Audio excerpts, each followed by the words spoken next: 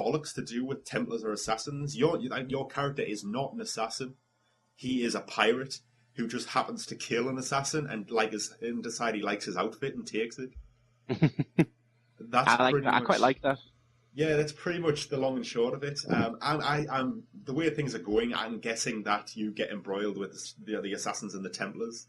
I've already met some Templars, and again, they seem like jolly nice fellows, much like the ones in Assassin's Creed 3.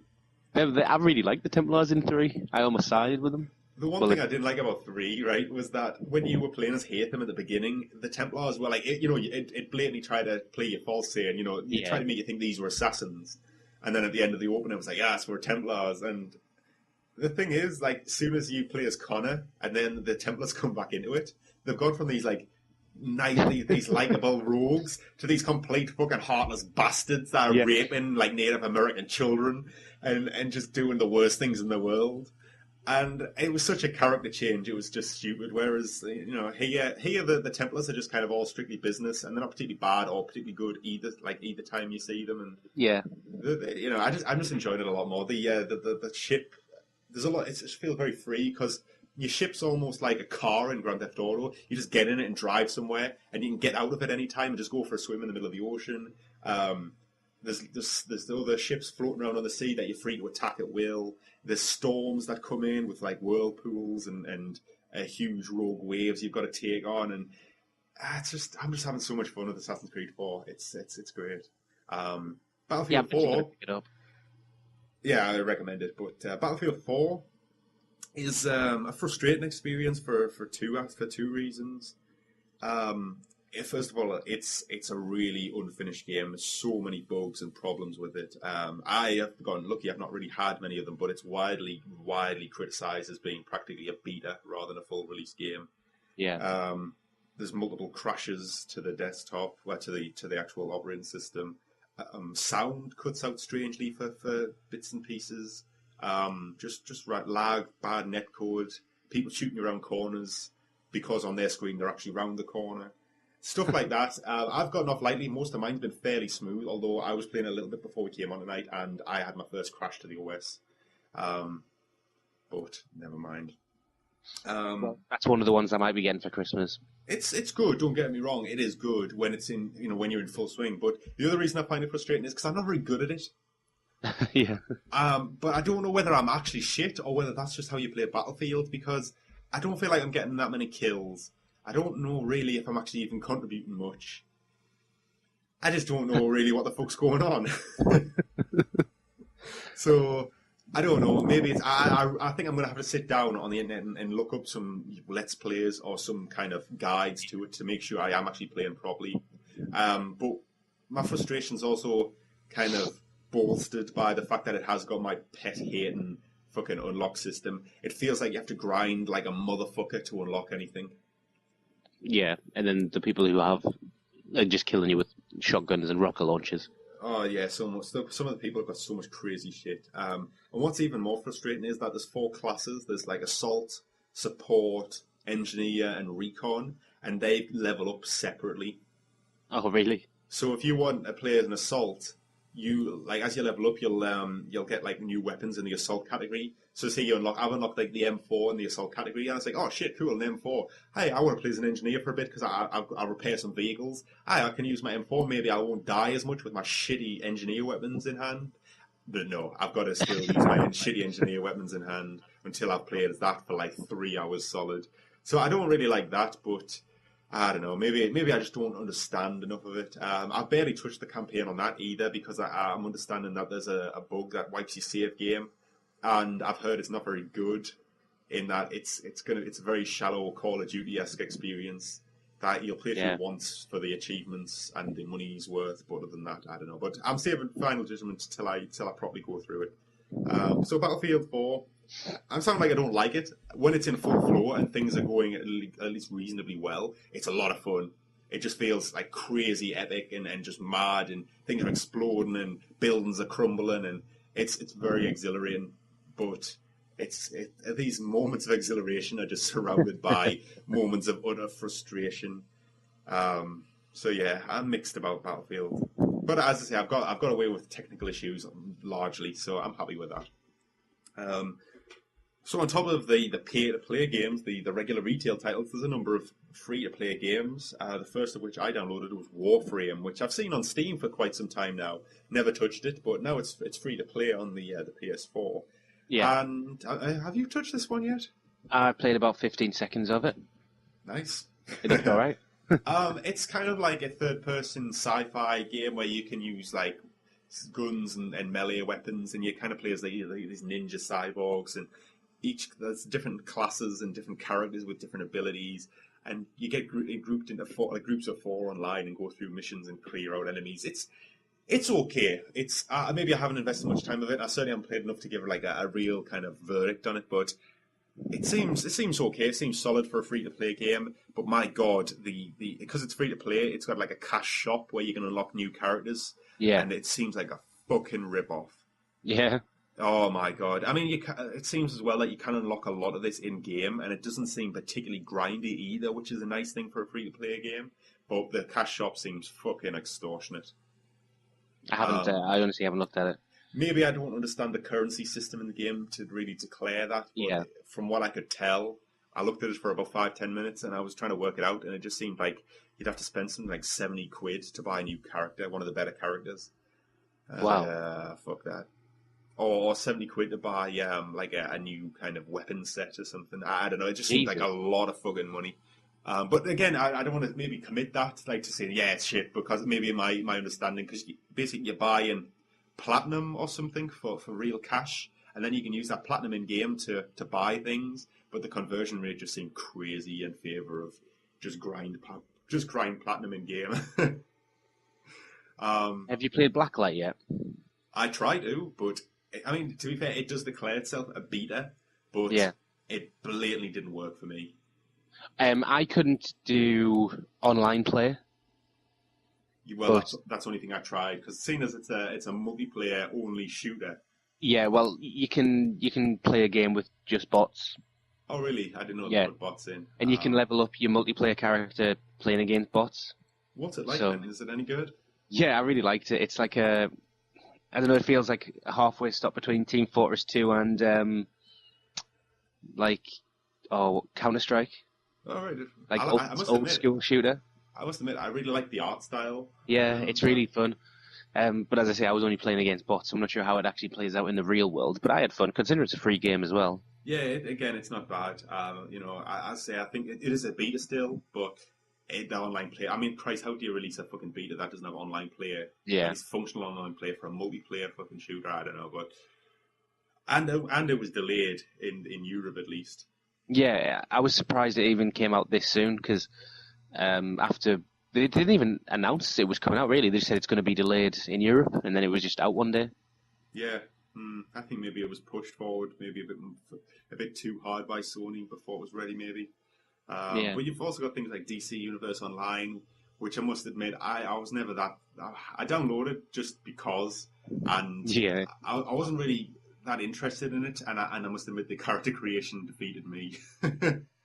Well, I just persevered through it because I had 15 minutes free, and it was a pain in the arse, especially because I didn't really know what I was picking, which I think was your biggest problem. Well, I mean, I've played a lot of MMOs. Well, I say a lot. I've played my fair share of MMOs, and those that I have played, I've normally stuck with and got a good understanding of the mechanics. And I just like kind of working through the powers and the weapons and stuff, and it just seems so convoluted. Like the staple of the MMO genre now is World of Warcraft. Now, in that, you basically pick a class, and that class will likely be able to do. There's 3 roles to fill. There's healer, a tank who's the damage taker, and the kind of man who controls the flow of battle. And then there's the damage dealers.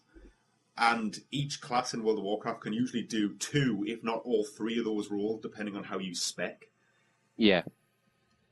Whereas this was like, hey, right, which power do you want? Do you want fire power? Do you want fucking ice power? Do you want gadgets? And like, it just basically gave you the vaguest idea of what this power would do. Like Earth, the power of Earth was a defensive ability, and so was the power of ice. The power of gadgets was a control ability, so I presume like controlling, crowd controlling and debuffs and all that. But on top of that, you had to fucking choose a weapon. I was like, well, if I'm defensive, Do I want to use the Captain America shield, or can I go dual axes? I don't know. There's not really any explanation of what goes well together, and if I pick the wrong thing, will it just be shit? Yeah. And if it's not going to be shit, does that just mean it doesn't really matter because everything's so watered down? I have no idea, honestly. You say that ice was a defensive power. That's exactly what it said. And the first ice power that I've unlocked is like an attack move. Jeez, I don't know. The character. It wasn't so much the powers even that beat me. It was the actual character like creation, how you look.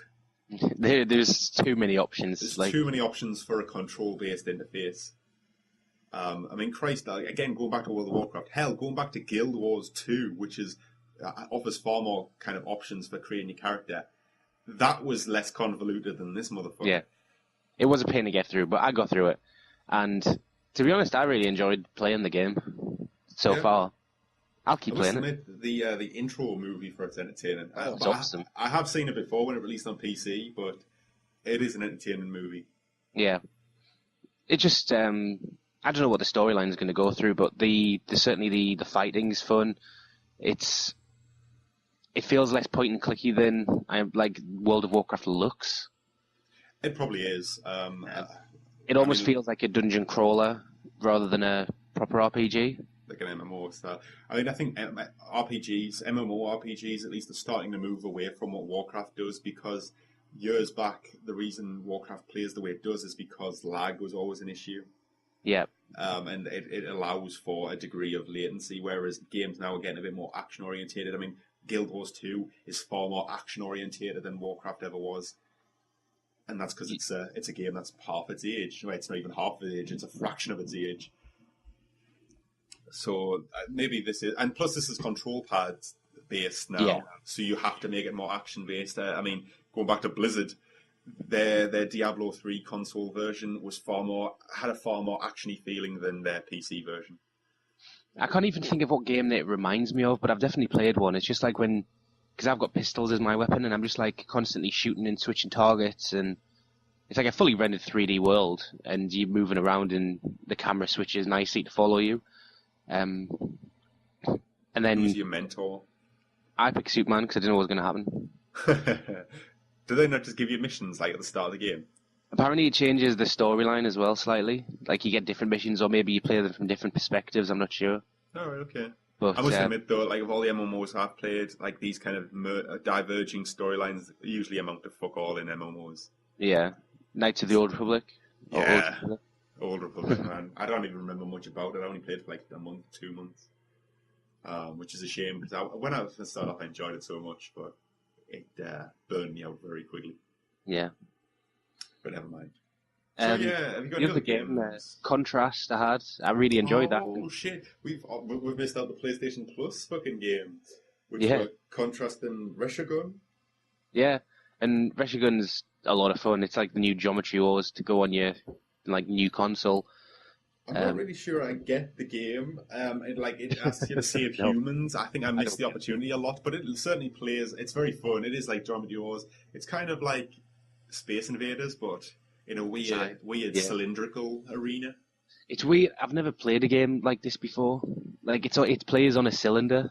It's very playable though as a game. I can see why it's like one of the best reviewed games on the PlayStation 4. Yeah, and Contrast is such a unique concept. It plays lovely. When you try to describe it to someone, it almost comes across sounding like Fez in the terms of manipulating a different world to affect your current world. Like in Fez, you're flicking it around and jumping 2D spaces, but this one, you have to manipulate the world to create shadows on the wall, and then you can go into the shadows and run up them and things. Yeah, it's very unique. It's really proper cool. 3D world, though. I was expecting, when I heard it described, I was expecting like a 2D. I didn't know what to expect, but it's actually made in the Unreal 3 engine. Yeah. So it's it's got a powerful engine behind it. And now aging but powerful engine. But yeah, it's a really nice thing. It did suffer from a bug where your save game could be deleted, but that was actually patched the other day. Oh well, it didn't patch mine. Because I tried it earlier tonight and it didn't do anything. Ah, right. Oh no, I think once you've suffered from it, you're fucked, but it won't do it again. Yeah, well, I deleted my game, downloaded it again, still had the glitch. So I deleted the game. I've now gone deep down into the PlayStation 4 archive and deleted all my save data for it. All right. And then when we're finished this, I'm going to download it again overnight, and hopefully you'll let me start playing it again. It should do. Because I had a lot of fun with it. I only finished chapter 1, and You're further ahead than me, but I did like the concept. When there's also a really dark storyline going on in this. I'm not sure how far you've got with that. No, I've barely got anywhere, but it almost seems like Tim Burton-esque. Oh, it goes. But not irritating. It almost feels more like I don't know, but this little girl's got like a fucked up childhood. Like, cool. I might go down. Her dad is like he's proper in debt to like gangsters and stuff. Really? And he's like trying to blackmail magicians to like be in a show for him so he can make some money. It's really dark. Nice. I might give it a go then. If I can, I'm going to pull myself away from pillaging the high seas and Well, it's my go-to single-player game at the minute because if we're both online, we're playing Killzone. So yeah, well that's fine. I hope I can get to work again. I was really enjoying it. I'll have to sit down and blast through it. So yeah, the game so far. I mean, Christ, we've gone way over what I thought we would for this, but the games aren't like blowing me away, but they're certainly solid. Generally across the board. I do wish we had like a Dead Rising 3 though. Really? Yeah, I would have played Dead Rising 3. I would have played it, but I'm not missing it. No, I'm not saying that. My original point was that there's not the game that seems to be that on PlayStation. It would have been nice to have Infamous as a launch title. Yeah, I think that, but at the same time, I don't know of any other games that are coming out on the Xbox One, and we've got a few things on the PS4. Yeah, that is true. I mean, let's face it, we were actually going to have Watch Dogs at one point as well, but that got pushed back. We're going to have Infamous in February. Destiny is going to start soon. Yeah, I pre-ordered, so I should be in. Yep. I'll have it somewhere. We've got Diablo fucking Ultimate Evil version coming out. I hope it's soon. I think the expansion pack's due on the PC in about March time. So I'm hoping at the latest June for the console version. But so I want Christmas then. I want my fucking digital crack. I want more. Third time round. Yeah, but pretty much every game you've just listed I'm going to buy. I'm going to buy Call of Duty just to play through it, just because I need more next gen now. Well, we're going to be getting Drive Club next year as well. And even if we don't buy it, we will be getting it a cut down version on PlayStation Plus. So that's cool. But yeah, I've got to say, just to kind of all the PS Plus games to come. Yeah, PlayStation Plus. I do believe Don't Starve and something else. I can't remember the name. But when they finally are released for PlayStation 4, they're going to be free on PlayStation Plus. And I've got Don't Starve on the PC, and it's a really fun game. Cool. It's kind of like it's almost like it's like a survival game that kind of takes a few cues off Minecraft, but it's played from like an isometric view. And the art style is very, very Tim Burton. Cool. It's fun. It's very, very odd, but yeah, I can imagine I'm going to play it probably more on the PlayStation than I would on the PC. Yeah. I always seem to get distracted on the PC because it was quite slow paced, but yeah, it's fun. I'm looking forward to playing it again, especially when I'm getting it for free. At least part of my membership. But I've got to say, in closing to this short podcast, I'm really happy with my PlayStation 4. I don't regret buying it, and I certainly don't wish I'd bought an Xbox One instead. I must admit, because the Xbox One released a week early, I saw people on Facebook popping up who I know don't play as many games as me, aren't interested in games as much as me, coming up, oh, look at my shiny new Xbox. It's like, fuck, I've got money, I could probably go out and get one. I resisted that temptation, and since I've had my PlayStation 4, that temptation's not even come into my head anymore. I've got no desire. I don't regret getting a PlayStation 4 at all. I'm loving it thus far. And it's only going to get better, I think. I'm just so looking forward to Infamous. Infamous feels like the first proper next-gen title to me. Yeah, me too. For this particular platform, so good stuff. And then, of course, what is it, September the 9th? Destiny? Yeah, it got a release date. Certainly, I don't. Is it the 9th? I don't know, but it's certainly September next year. It's a bit sooner than I thought, because I was probably expecting November, December next year, so... Oh, really? I was actually expecting earlier. I was expecting kind of May. No, I thought Bungie's going to take the time with this. Yeah, it might get delayed again. No, Oh, it probably will. And then we'll get a fucking Halo 2 again. No, not I gonna. know. I don't even want to jinx it. But yeah, yeah. What can we say? Really, PlayStation 4. It's good. You should buy one. Well, I think good luck in finding one. They Yeah. seem to be pretty sold out. Fastest selling console in the UK ever. Yeah. Sold something like 250,000 in the first 24 hours. You know what? Considering this, how big FIFA is here, considering that it didn't come free with FIFA like the Xbox did, that's pretty good going. Well, you know what? How many people were aware that FIFA was free with the Xbox One?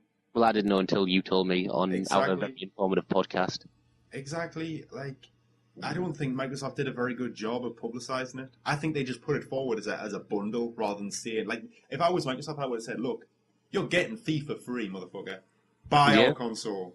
But really, it was just kind of like, buy our console. We've got everything that's happened, are really surprised by Microsoft's marketing department. No, I'm not. They've really got a lot to do. You talk about the PlayStation 4's cross-media bar being a clusterfuck. You know, well, I'm under the impression the Xbox One as well has also got something a little similar in that it's very hard. It's not very organized. I don't know what aspect of it exactly, but it was one of the big sites such as Polygon or something would describe that the Xbox had no real way to organize certain screens, and it very much made you. It forced you almost to utilize the Kinect to use voice controls. Yeah. But never mind. So yeah, I think in short is PlayStation 4 certainly worth it. Things are looking good for the future. Don't regret it at all, and worthwhile purchase really. So I'd recommend it.